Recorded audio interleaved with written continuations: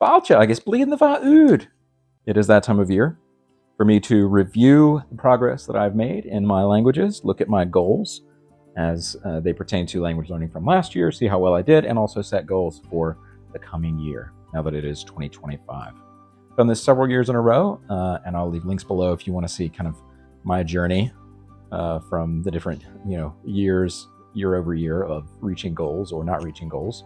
Got some little notes right here from some initial thoughts that I had to kind of reflect on.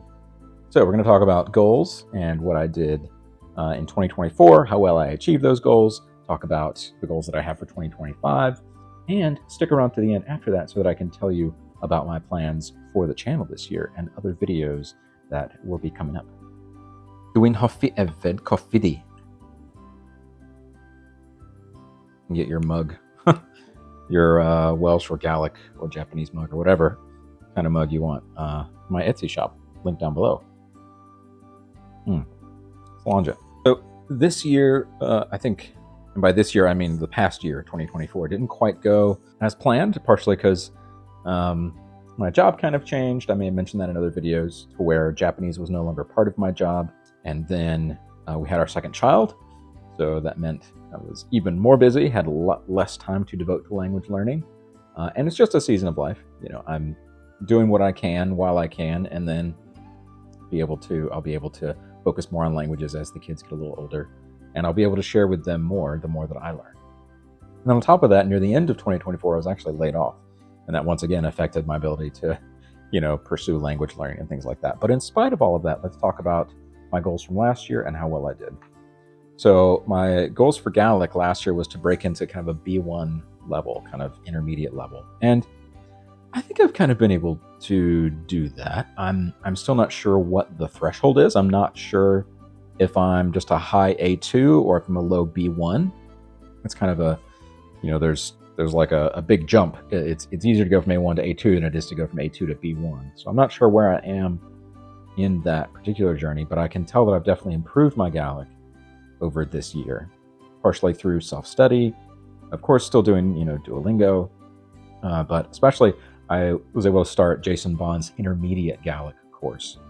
And if you've heard me talk about, one of the videos I released in 2024 was a review of his courses, especially the beginner course for people who are interested in learning Gaelic. And so now that I'm doing the intermediate course, it's helping me go even further. My goal for 2024 was not only to start it, but also to finish the course. I haven't finished with it yet. So that's kind of what I need to do. I did start it, but I haven't finished it yet. And the other big thing is I've made a lot of progress teaching my son Gaelic. My son is 2.5 years old, and so I still every morning speak to him only in Gaelic, and it has been so rewarding to see him and hear him produce the language, because the first, year and a half especially, he was just a baby. He wasn't even, talking yet. And so it was me just talking to him, endlessly in Gaelic and English and these other languages. And so for him to be able to now not just understand, but also talk to me back in Gaelic, simple as it is, with his limited, understanding and making mistakes and things like that, it has still just been so gratifying and so cool to see the fruit of my labor and see, like, okay, being able to give that gift that I never got of being raised with more than one language is actually happening. And it just really encourages me to keep on learning. So that is, I would say, the biggest win for 2024. I'm going to give myself, I think, a B+. I don't know. Maybe I should go with A-. Maybe I should go with A- because I actually accomplished a lot, in spite of everything. We're going to go A-, actually. I'm going to be kinder to myself. God is merciful to me, so I'm going to be merciful to myself because of that. Now, moving on to Cymraeg. So my initial goal for 2024 was to move into A2, definitely A2. I'm not just A1. No, wasn't able to do that. I'm still just been trying to maintain some semblance of A1, where it's like, oh, I've forgotten all these words, I've forgotten these phrases, so it's like I need to go back and review stuff. But really, at this point, maintaining what I have learned is a victory, just because everything that happened this year. And there's only so much time in the day while I'm either working or applying for jobs, working on stuff for this channel or my other YouTube channels, my online businesses, all that kind of stuff. family, friends, congregation, all that stuff. It's a lot. And so just being able to maintain some Welsh has been good. Not what I wanted to attain, but it's been better than nothing. I wanted to complete some of the free taster courses on learnwelsh.com. I have started one of those, and I've been doing pretty good in it, especially because some of it is like just review. It's like, here's the numbers, here's the colors. It's like, yes. So I can go through some of that pretty quickly. So I didn't do as much of those as I wanted to do. I haven't done as much of it, but I have at least started on that. And so I'm going to continue on that. I also wanted to take an online course, like a more in-depth online course, kind of like that I've done with Gaelic and Japanese. Definitely haven't been able to do that, haven't been able to afford that, or even have the time for that. I've done some stuff, haven't done other stuff. Oh, and there was the children's book that I've mentioned, Derra Nidraig. So originally I had wanted to be able to get through this book, and I said, I haven't. I've really got to do that. And so now, yes, I actually have read through it a couple times.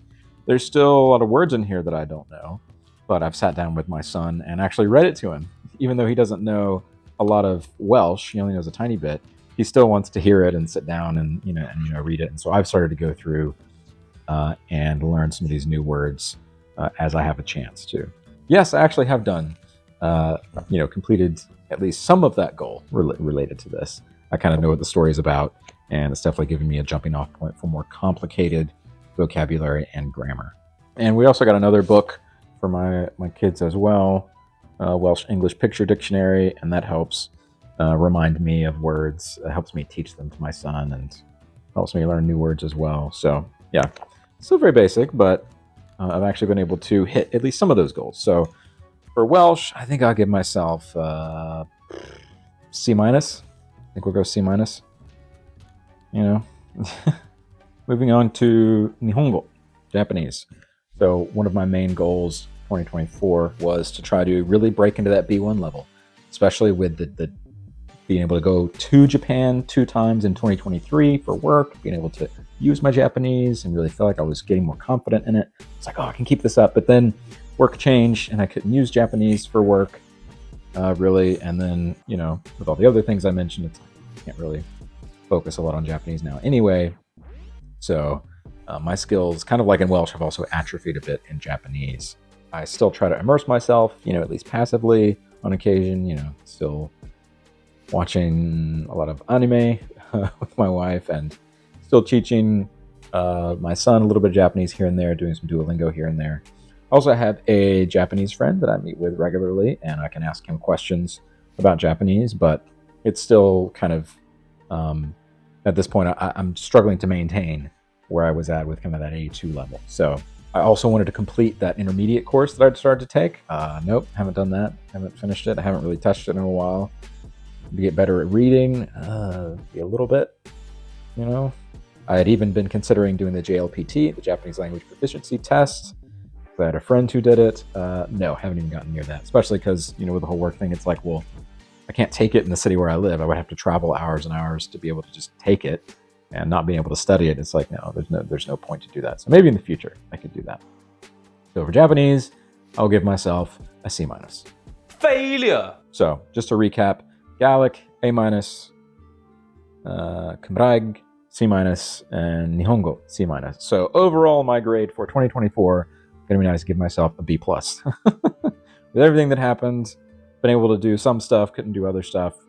I'm doing okay. There are things in life more important than language learning. I'm trying to keep that in perspective. Relationship with God, relationship with family, those are all things that are more important than language learning, even though I try to incorporate language learning into those things. All things considered, did pretty well. And like I said, the thing that I'm the most proud of is just my son's progress in Gaelic, and the fact that he is now speaking in Gaelic to me as well. And now I'm not the only Gaelic speaker in the house. That's pretty cool.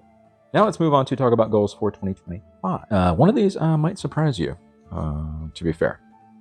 Breaking out of the mold a little bit. But first, let's start with Gaelic.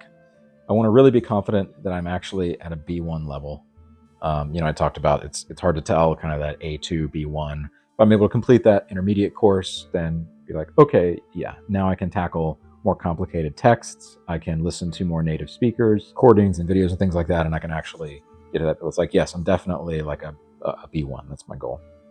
Read more books, learn more complex grammar, that kind of thing. For Welsh, I feel like at this point, it's not just trying to make sure that I'm a strong A2. It's almost like I have to relearn the lower levels of A2. Like I just have to get to A2. It's almost like, have to redo what I lost.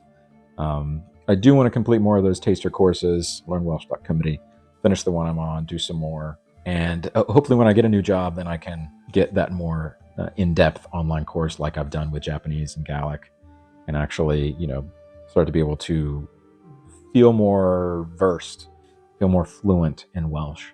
Not that I'm going to get to the level of Gaelic with Welsh anytime soon, but that I can at least be, more proficient. With Japanese, I think my goal for 2025 should really just be to maintain. I don't want to lose any more. I do want to keep practicing. I think before I even try to dive back into my intermediate course and try to finish it, I think I should go back and review the beginner course, because there's still some concepts and some vocabulary that I haven't heard in a while. I think I'm also going to try to read some more very basic manga as well, because I need to get better at reading, not just speaking Japanese. And the one that's going to surprise you is we're adding a new language to the mix, but it's not really new. More like an old language become new, and that is Espanol. So a couple of reasons for this. First of all, with the job market the way it's been, it seems like if I did have a higher level in Spanish, it would make me more competitive in jobs. Japanese helps, but Spanish is really the one, especially here in the States, that's going to help. And I did do Spanish. I took college Spanish in high school. So it's been a long time. I got pretty good at it, and that was the first language that I ever really learned formally, and the first one that I ever got to any type of fluency in at all. But I didn't maintain it when I continued to finish undergrad, and then I've forgotten so much of it. Like that's going to be kind of interesting to see how much I've retained. But the other thing is, my wife and I have talked more about how are we going to teach our kids a more helpful language, maybe an easier language to learn. My wife really enjoys Japanese, and since we have little kids, it's very hard to sit down and just study by yourself, with dedicated time, and that's what you have to do, especially with a language so complicated like Japanese. So she's like, maybe we should add Spanish into the mix, since that's easier to get materials for. It's easier for me to learn, me being my wife speaking. It's easier for her to learn, and I can help her with it. And it's going to be easier for us to teach our kids that, and it's something they're going to be able to use more quickly than Japanese. Doesn't mean we're not going to teach them some Japanese. We're still doing that. But it seems like Spanish is going to be provide even more utility than the Japanese will. So that's another reason that we're adding the Spanish in. I'm also just curious to see how easy it's going to be or hard it's going to be to kind of reclaim this old skill. I used to be pretty good at Spanish, but that was a long time ago. So how much have I retained? How much have I learned? How much is still there that I don't even know is there? And then what does that open up for me as far as other learning opportunities, potentially job opportunities? Using it in person, because it's hard to find people in person here in the US to practice Japanese with, but Spanish is really easy. So that is kind of the twist for this year. We'll see how the Spanish goes. Now we're going to talk about plans for this year for the channel.